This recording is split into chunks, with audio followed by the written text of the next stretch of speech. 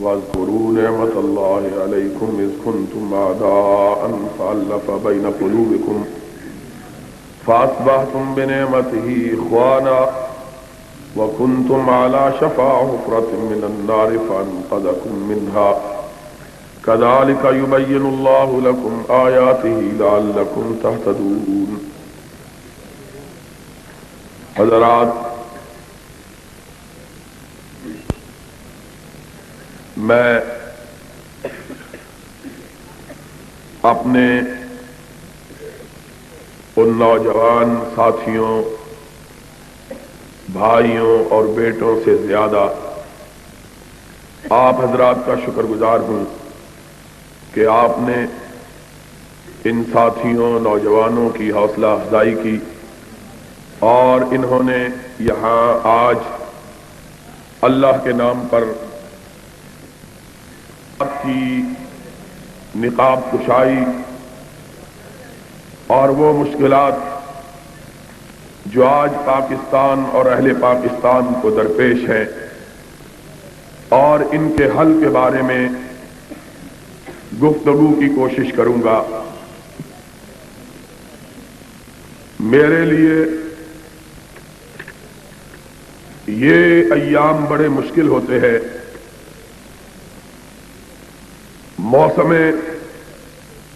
گرما اور سرما کے درمیانی دن، چاہے سرما کی آمد ہو چاہے گرما کی آمد ہو، اس لیے کہ یہ دونوں موسم بہار کے موسم کہلاتے ہیں اور ان موسموں میں بڑی کثرت کے ساتھ لوگ پاکستان کے مختلف شہروں اور بستیوں میں جلسوں کا انعقاد کرتے ہیں اور پھر ان کا اصرار ہوتا ہے ہر جگہ سے کہ میں ان کے ہاں ضرور حاضری دوں، اور باوجود میری گزارشات کے اور اس بات کے کہ پاکستان کے ہر بڑے قصبے اور ہر بڑے شہر میں میں حاضری نہیں دے سکتا، لیکن لوگوں کا اصرار انکار پر غالب ہی آتا ہے.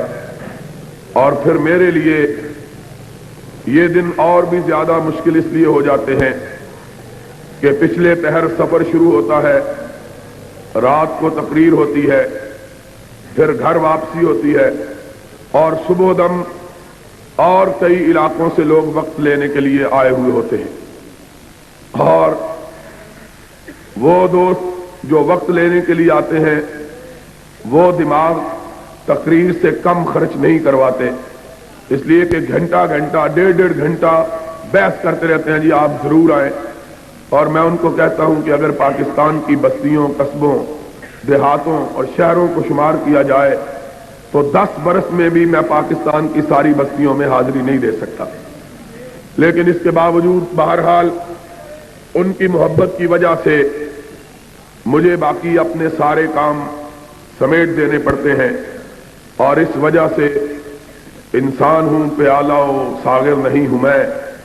تھک جاتا ہے انسان خون اور جسم، اور انسان جو گوشت پوست کا مرکب ہوتا ہے اس کے اندر اتنی ہمت طاقت نہیں ہوتی کہ وہ دن رات اتنا سفر کر سکے. میں سمجھتا ہوں کہ میرے بھائی اور میرے ساتھی اور میرے دوست خطبہ حضرات مولانا یزدانی صاحب، قاری عبدالحفیظ صاحب، مولانا عبداللہ شیخو پوری صاحب، مولانا عبدالعلیم صاحب اور دیگر بھائی جو یہ دن رات سفر کرتے رہتے ہیں، ان کی بڑی بہادری کی بات ہے.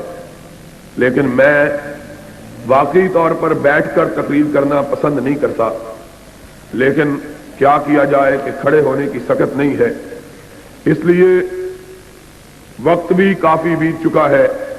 میں چاہوں گا کہ یہ جو وقت مجھے ملا ہے اور یہ موقع جو مجھے میسر آیا ہے آپ سے ہم کلام ہونے کا، اس موقع کا کوئی لمحہ بھی کسی ایسی بات میں صرف نہ کروں جو میرے لیے، آپ کے لیے، ملک کے لیے، قوم کے لیے یا ہماری آخرت کے لیے مفید نہ ہو.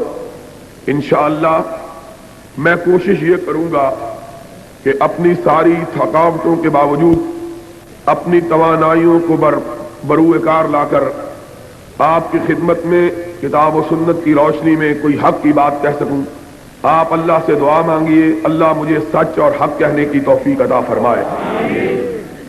آپ جانتے ہیں ہمارا ملک اس وقت بڑے کڑے حالات سے گزر رہا ہے، اور یہ صرف پاکستان کی بات نہیں ہے بلکہ سارا عالم اسلام اس وقت جن حالات سے دوچار ہے، ایسے حالات عالم اسلام پر کبھی وارد نہیں ہوئے۔ اس وقت دنیا میں مسلمان بہت بڑی تعداد میں ہیں، اتنی بڑی تعداد کہ 1400 برس کی اسلامی تاریخ میں مسلمانوں کی کبھی اتنی تعداد نہیں ہوئی ہے جتنی آج ہے۔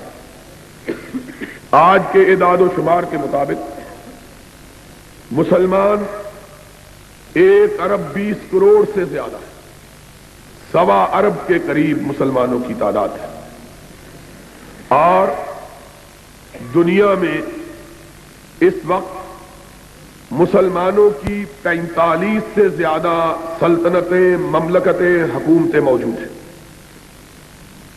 40 اور 5 45 سے زیادہ ملک ایسے ہیں جو مسلمانوں کے ہیں، جہاں مسلمان حکمران ہیں، مسلمان سربراہ ہیں، اور اس کے ساتھ ساتھ آج مسلمانوں کے پاس اتنی دولت ہے، اتنا مال ہے کہ اتنی دولت اور اتنے مال کا کبھی تصور بھی نہیں کیا جا سکتا تھا۔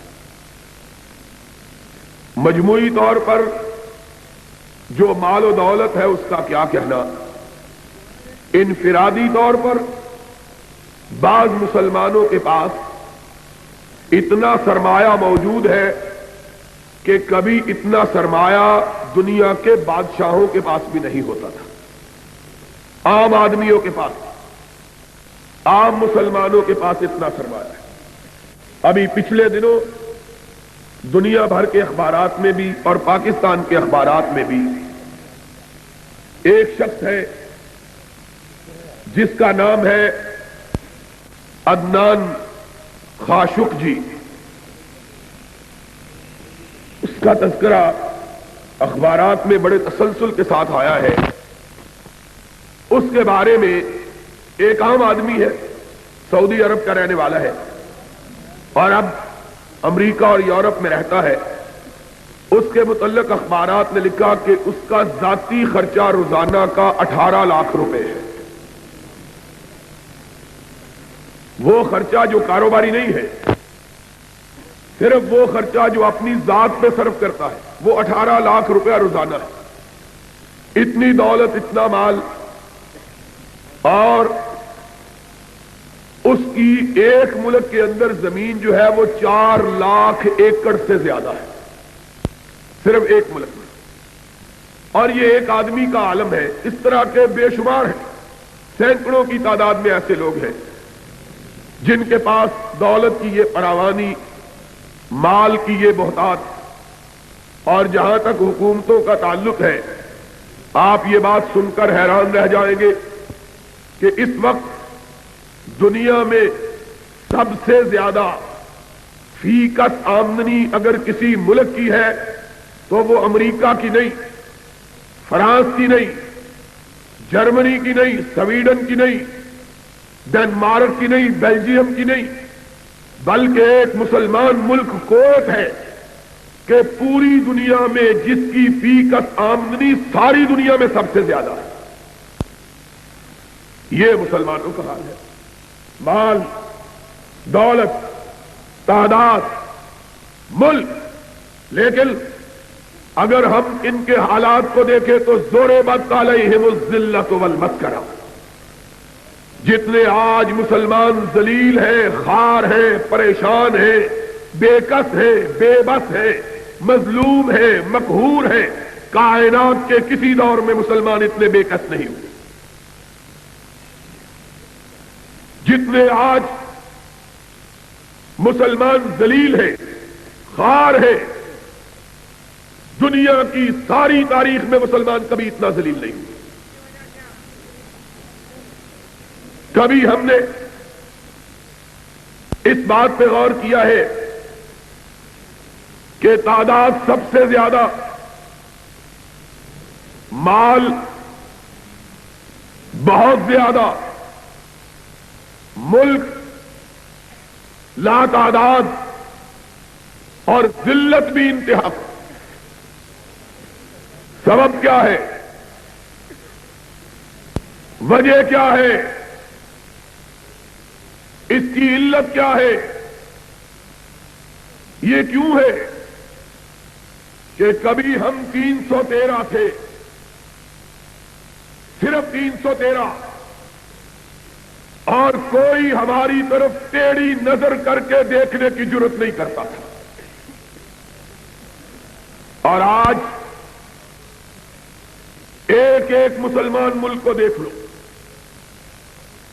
10 کروڑ مسلمانوں کا سربراہ ہے ضیاء الحق، اور فوجی ہے، جرنیل ہے، سینے پہ 20 ستارے لگائے ہوئے ہیں، 20 تمغے سجائے ہوئے ہیں. اور حالت کیا ہے؟ راجیو گاندھی کی بیوی کے سامنے رکوع میں جھکا ہوا ہے. کھلو جاؤ بھائی، تسی بڑے کالے ہو. ایک ادھروں بولے ہیں وجہ کی، ایک ادھروں بولتے ہیں. عجیب بات ہے. پہلے بات تو سن لو، پھر اکٹھے ہی لڑیں گے اس سے. تم تو گھر جا کے سو جاؤ گے، اکیلا میں ہی یہاں کھڑا رہ جاؤں گا.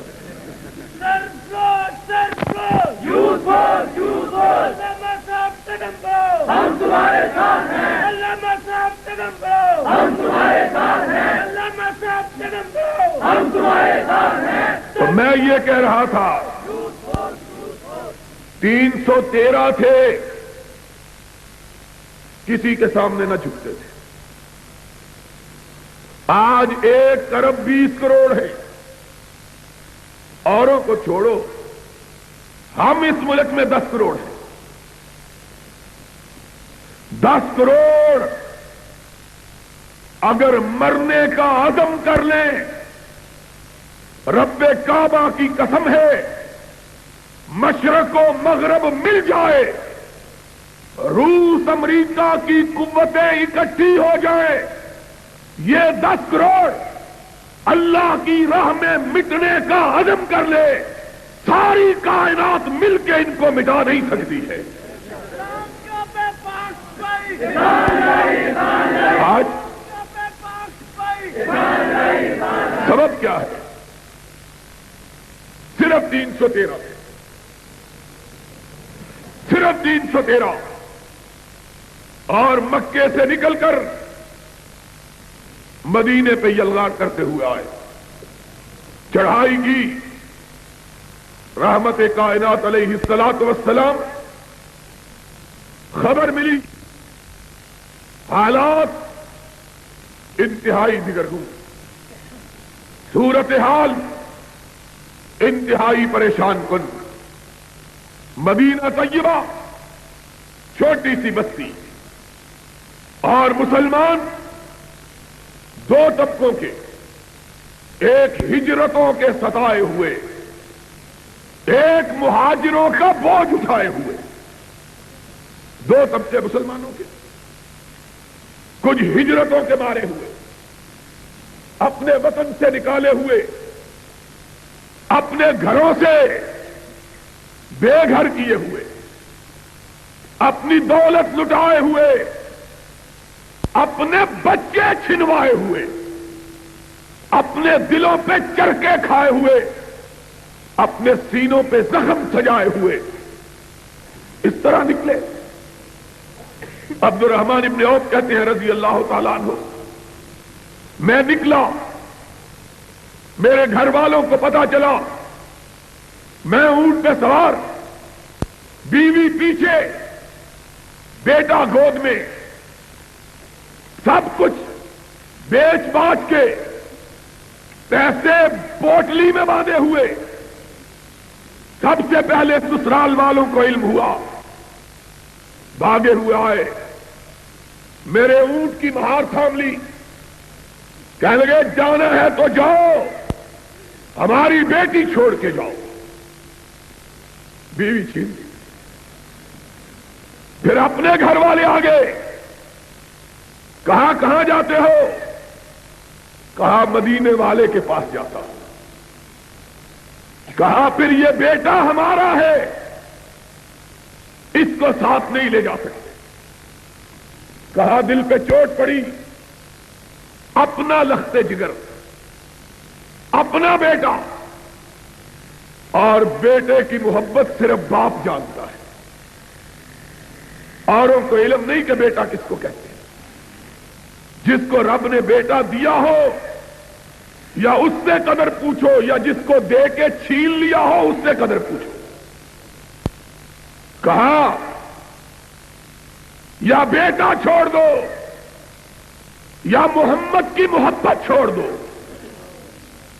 کہا ایک دفعہ کب کبھی تاری ہو گئی، نگاہ اٹھائی، آسمان کی طرف دیکھا، پھر کہنے لگے ایک بیٹا، 1000 بیٹا ہو محمد پہ قربان ہے، لے جاؤ، پرواہ نہیں ہے۔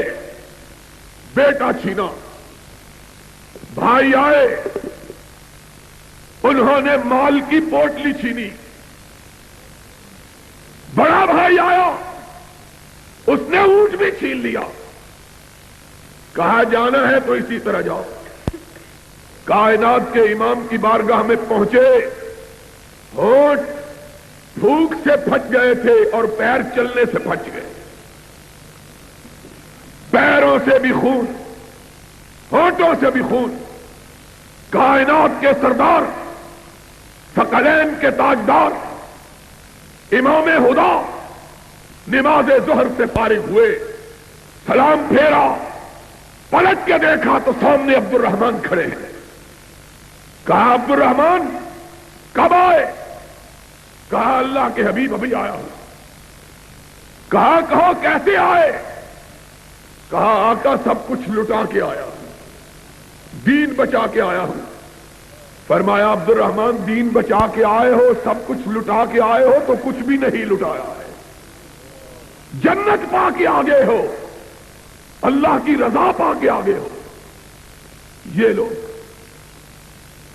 ایک صحابی اٹھتا ہے، عبد الرحمن کا قصہ سنتا ہے، عرض کرتا ہے آقا بیوی بھی اس سے چھین لی، بیٹا بھی چھین لیا، دولت بھی چھین لی۔ اللہ کے رسول میرا جتنا مال ہے 2 حصوں میں تقسیم، آدھا اس کو دے دیجیے، آدھا مجھ کو دے دیجیے۔ ایک نے کہا اللہ کے حبیب اس کا کوئی گھر نہیں، میرا آدھا گھر لے لیجیے۔ ایک نے کہا یا رسول اللہ میری 2 بیویاں، ایک کو طلاق دے دیتا ہوں، اس کو کہیے اس سے نکاح کر کے اپنے گھر کو آباد کر دے۔ کچھ ہجرتوں کے ستائے ہوئے، کچھ مہاجروں کے بوجھ اٹھائے ہوئے، کچھ امام کونین کی یثرب میں تشریف آوری سے پہلے، یثرب میں ہر سال وبا پھوٹتی تھی، زرد بخار کی، لوگ تپے زرد میں مبتلا ہوتے تھے۔ وہ تو کونین کا تاجدار آیا، رحمت مجسم بن کے آیا، اور اس نے اپنے ہاتھ دعا کے لیے اٹھائے۔ اس نے کہا اللہ میرے بابا خلیل اللہ نے مکہ کے لیے تجھ سے دعا مانگی تھی، میں مدینہ کے لیے تجھ سے دعا مانگتا ہوں، اللہ مدینے کو بیماریوں سے پاک کر دے۔ یہ میرے آقا کی دعا کا اثر تھا کہ آج تک مدینے میں کوئی وبا نہیں پڑی ہے۔ تو بہرحال جو پہلے ہجرت کر کے آئے تھے بخاروں کے مارے ہوئے، بخاروں نے ان کی کمروں کو جھکا رکھا ہے، اور بندے ہی کتنے، شمار کیا گیا تو جوان 200 سے زیادہ نہیں تھے، کل تعداد بوڑھے شامل کیے گئے، اور 14 اور 15 سال کے بچے شامل کیے گئے، تو تب جا کے 313 بنے، تب جا کے۔ لیکن اس وقت بھی جبکہ صرف 313 تھے، نہ خوف تھا، نہ دہشت تھی، نہ دشمن کا رعب تھا، نہ مخالفوں کی ہیبت تھی، اگر تھا تو اپنے اللہ پر توکل تھا، اپنے رب پر اعتماد تھا۔ محمد الرسول اللہ صلی اللہ علیہ وسلم کو علم ہوا دشمن بڑا لشکر لے کے آیا مدینے والوں کو مٹانے کے لیے۔ سرور گرامی نے کہا ہم مدینے کی دیواروں کے پیچھے رک کر ان کا انتظار نہیں کرتے، کھلے میدان میں جا کر ان کا مقابلہ کریں گے۔ اور ضیاء الحق 10 کروڑ آدمی اس پاکستان کا باسی، اور تو راجیو گاندھی کے سامنے لمبا لیٹ گیا ہے اور سونیا کے سامنے رکوع کر رہا ہے۔ اور اگر اس سے فرصت ملی تو ایک بزرگ کی قبر پہ جا کے دھاگے باندھنے شروع کر دیے۔ مجھے اور ساری باتوں کی سمجھ آ گئی، دھاگوں کی سمجھ نہیں آئی ہے۔ اور دھاگے ہی باندھنے تھے تو اتنی دور جانے کی کیا ضرورت تھی؟ یہ بابا چھتری والا یہاں پڑا ہے، اس کو دھاگے باندھ لیتا۔ دھاگے ہی باندھنے تھے نا۔ اور کسی وکیل نے کہا کسی بستی کے ایک چودھری نے کسی بندے کو قتل کر دیا۔ گاؤں میں بھی بڑے وکیل تھے، بندہ قتل کرنے والا چودھری تھا۔ گاؤں کے وکیلوں نے کہا بابا اس کے بیٹوں کو ہم کو وکیل کرو، ہم مقدمہ لڑیں۔ کہنے لگے نہیں نہیں، یہ بڑا چودھری آدمی ہے، ہم شہر کا وکیل کریں گے۔ شہر کا وکیل کیا 3200 روپے پر۔ اس زمانے میں 3200 روپیہ بڑی بات تھی، 3200۔ وکیل نے بڑا مقدمہ لڑا، آخر چودھری پھانسی چڑھ گیا۔ پنڈ کے وکیلوں کو پتا لگا کہ چودھری پھانسی لگ گیا، آئے چودھری کے بیٹوں کے پاس، کہا چودھری کا کیا بنا؟ کہنے لگا وہ تو پھانسی لگ گیا۔ کہنے لگا فیس کتنی دی تھی؟ کہنے لگا 3200 روپیہ۔ کہنے لگا یہ کام تو ہم 32 روپے میں کر سکتے تھے، اگر پھانسی لگوانا تھا تو شہر کے وکیلوں کو کرنے کی کیا ضرورت تھی؟ اور یہ کام ہم صرف 32 روپے میں کر دیتے۔ اور ضیاء الحق صاحب، اور کوئی مجسٹریٹ ہے تو لکھے، ان سی آئی ڈی والوں نے کیا لکھنا ہے بیچاروں نے؟ کسے پڑی ہے کہ جا سناوے، پیارے پی کو ہماری بتیاں، نہ انگ چینا نہ نیند نینا، نہ آپ آوے نہ بھیجے پتیاں۔ اور تو بے غیرت انسان ہے کہ اپنے سینے پہ تمغے لگائے ہوئے اور ایک ہندو عورت کے سامنے رکوع کر رہا ہے۔ اس سے بہتر تھا تو مر جاتا، مسلمانوں کا قائد نہ کہلواتا۔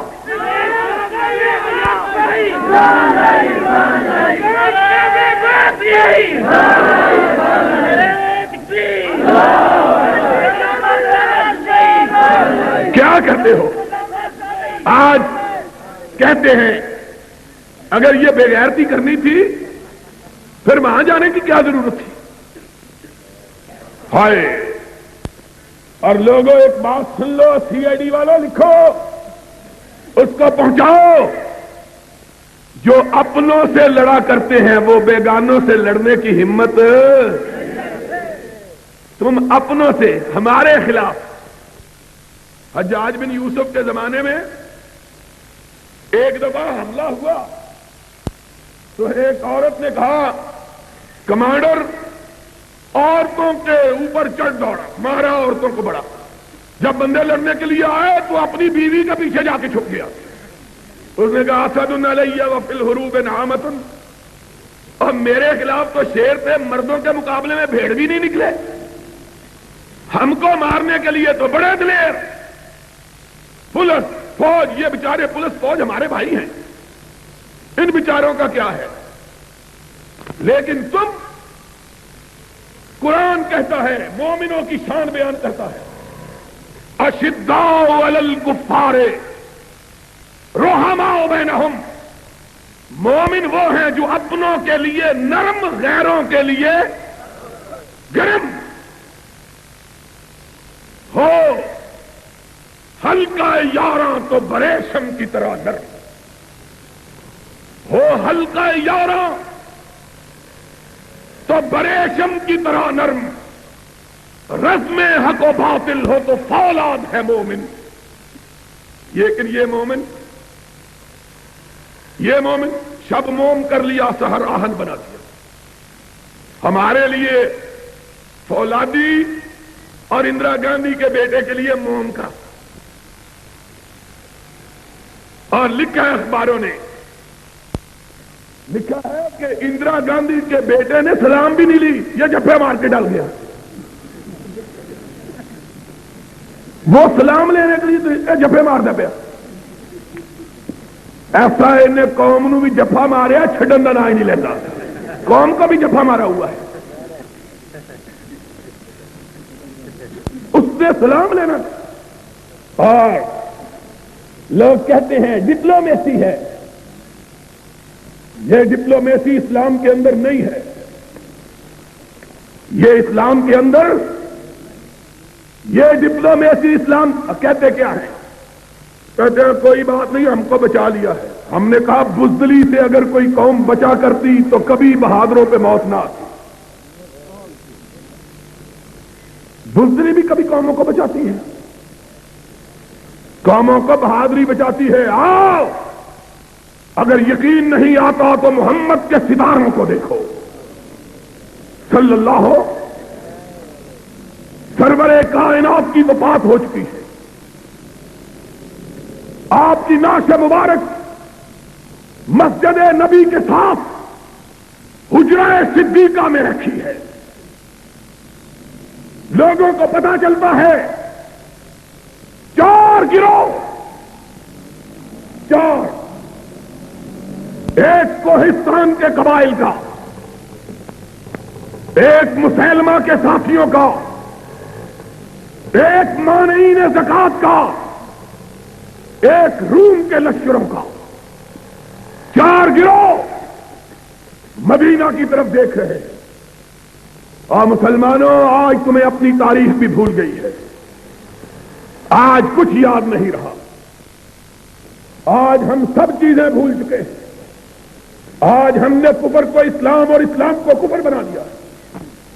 آج خرد کا نام جنو اور جنو کا خرد رکھ دیا. بزری ابھی مسلمان، اور سوچو تو صحیح، آج بھی جس کے دل میں ایمان ہے، نبی کی وفات کی بات سن کر اس کی آنکھوں میں آنسو آ جاتے ہیں. آتے ہیں کہ نہیں آتے؟ نبی، اور جن کے پاس نبی تھا علیہ الصلاۃ، جو ان کے پیچھے نمازیں پڑھتے تھے، جو اس کے جھنڈے کے نیچے جہاد کرتے تھے، اور جو اس کے چہرہ پرانوار کو دیکھ کے اپنے آپ کو جنتی بناتے تھے، جو اس کے چہرے کو دیکھ کے اپنی آنکھوں کو ٹھنڈک میں ڈالتے تھے، آج کس کو دیکھیں؟ آج ان کو نبی کا چہرہ اقدس نظر نہیں آتا. کتنا بڑا غم ہے. میں کہتا ہوں سارے کائنات کے غم میں ایک طرف، اکیلے مدینے والے کی وفات کا غم. امام کائنات نہیں رہا. تو غم کا عالم یہ تھا کہ بلال نے حضور کی وفات کے بعد اذان کہنی چھوڑ دی تھی. اور جب لوگوں نے کہا تھا بلال اذان کیوں نہیں کہتے، تو اس نے کہا تھا اب اشہد ان محمد رسول اللہ کہہ کے میں کس کے چہرے کو دیکھوں گا. لوگوں کے غم کا عالم. غم کی حالت یہ تھی کہ لوگ کہتے تھے اگر ہمارے سینوں پہ احد پہاڑ بھی رکھ دیا جاتا تو سینہ اتنا مچلا ہوا اور مسلا ہوا نہ دکھائی دیتا جتنا محمد کریم کی وفات سے دکھائی دے. اور فاطمۃ الزہرا نے کہا تھا سبت علی مصائب لو انہا سبت علی الایام سرن لیالیا. مجھ پہ میرے باپ کی وفات کے ساتھ اتنے غم ٹوٹ پڑے کہ اگر دنوں پہ ٹوٹتے تو دن سیاہ ہو جاتے، راتوں میں بدل جاتے. اتنا غم ہوا کہ فاروق جیسا بہادر آدمی اپنے اعصاب گم کر بیٹھا. اس نے تلوار نکال لی اور کہا جو کہے گا کہ محمد فوت ہو گیا میں اس کی گردن کو اڑا دوں گا. ہوش حواس گم ہو. مدینے میں اس طرح ہو بکا ہوا کہ اس طرح معلوم ہوتا تھا زمین کا کلیجہ شک ہو جائے گا، آسمان پھٹ جائے گا، اتنا لوگوں کو غم تھا۔ عین اس غم کے عالم میں خبر پہنچی کہ قبائل کوہستان نے ارتداد کا اعلان کر دیا، غیر مسلم ہونے کا اعلان کر دیا، اور صرف یہ اعلان کیا نہیں بلکہ مدینے پہ چڑھائی بھی کر دی۔ ابھی یہ خبر ختم نہیں ہوئی، اور سنو سنو، ہمارا ضیاء کہتا ہے ہم کس سے لڑے، ادھر انڈیا ہے ادھر کابل ہے۔ ہم نے کہا دشمن بھی دو ہی ہے، یا شمال کا ہے یا مشرق کا اور جنوب کا ہے، اگر تم ان سے نہیں لڑ سکتے تو فوج رکھنے کی ضرورت کیا ہے؟ پھر کراچی کے سمندروں سے لڑنا ہے؟ پھر کس سے لڑنا ہے؟ یا اپنی قوم سے لڑنا ہے؟ دشمن تو یہی ہے۔ ان کا مطلب یہ ہے کہ دشمن بھی ہماری مرضی کا چھوٹا سا ہونا چاہیے، تب ہم لڑیں گے۔ جس طرح ہمارے ہاں کبھی رستم زمان ہوتے تھے اور نوکی سے جھگڑا ہو گیا، اس نے ایک ہی پٹخی ماری، بازو نکل گیا، کہنے لگا بڑا بھائی مان ہے، میرا بازو توڑ کے مجھ کو گرانا چاہتا ہے۔ اس نے کہا کشتی کر رہے ہو پیار کر رہے ہو؟ ان کا مطلب یہ ہے رستم زمان ہم بنے کن کو گرا کے؟ مولوی عبد الخالق قدوسی کو گرا کے۔ یہ بیچارہ تو پہلے ہی گرا ہوا ہے۔ ضیاء الحق بھی کمانڈر ان چیف ہے، سالار ہے، اور مقابلہ کرنا چاہتا ہے کس سے؟ مولوی فضل الرحمان سے، یا بھٹو کی یتیم بیٹی سے۔ اور بیچارہ اس کا باپ ہمارا مقابلہ نہیں کر سکا، تم اس کی بیٹی سے مقابلہ کر رہے ہو۔ حالت کیا ہے؟ ان کا مطلب یہ ہے دشمن بھی ہماری مرضی کا۔ اور جب سیاہ چین پہ انڈیا نے قبضہ جما لیا، انڈیا نے فوجی دور میں، سیاستدانوں کے دور میں نہیں، فوجیوں کے دور میں، مارشل لا کے دور میں، کہتے ہیں قبضہ کر لیا، پھر کیا وہاں تو گھاس بھی نہیں ہوتی، گھاس تو اس سڑک پر بھی نہیں ہوتی، یہ بھی انڈیا کو دے دو، پھر گھاس تو تمہارے سر پر بھی نہیں ہوتی۔ یہ عجیب بات ہے، یہ عجیب جواب ہے۔ قومیں مقابلے کرنے کے لیے یہ سوچا کرتی ہیں گھاس ہوتی ہے کہ نہیں ہوتی۔ وہ کسی بھیا کی طرح کہنے لگا ہمارے ماموں کے گھر آنا تو پھر ہم سے لڑائی کرنا، پھر ہم تم کو دیکھیں گے۔ بھئی لڑائی کے لیے پہلے تمہارے ماموں کے گھر ڈھونڈے کدھر ہے؟ ان کا حال دیکھو ذرا۔ یہ مسلمان ہیں جنہیں دیکھ کے شرمائے یہود۔ کیا مسلمانی ہے؟ تم ہنستے ہو، کعبے کے رب کی قسم رونے کی بات ہے، رونے کی بات ہے، رونے کی۔ جب 313 تھے تو ڈرے نہیں تھے، جب 313 تھے تو، اور اب 10 کروڑ ہے، اور منہ پتیلے جتنے بڑے ہیں، 10 کروڑ۔ لیکن کونین کے تاجدار نے کہا تھا، کونین کے تاجدار نے کہا تھا F-16 بھی ہیں، F-15 بھی ہیں، میراج بھی ہیں، مگ بھی ہیں، لڑتے نہیں۔ اور کونین کے تاجدار نے جب مومنوں کو لڑایا، نہ کسی کے پاس تیر تھا نہ تلوار تھی، کسی کے پاس نیزہ تھا تو ڈھال نہیں تھی، اگر کمان تھا تو چھوڑنے کے لیے تیر نہیں تھا، اگر تیر تھا تو بچاؤ کے لیے زرہ نہیں تھی، لیکن تھا تو رب پر ایمان تھا، اللہ پر اعتماد تھا۔ اور انہی کے متعلق اقبال نے کہا تھا کہ کافر ہے تو شمشیر پہ کرتا ہے بھروسہ، اور مومن ہے تو بے تیغ بھی لڑتا ہے۔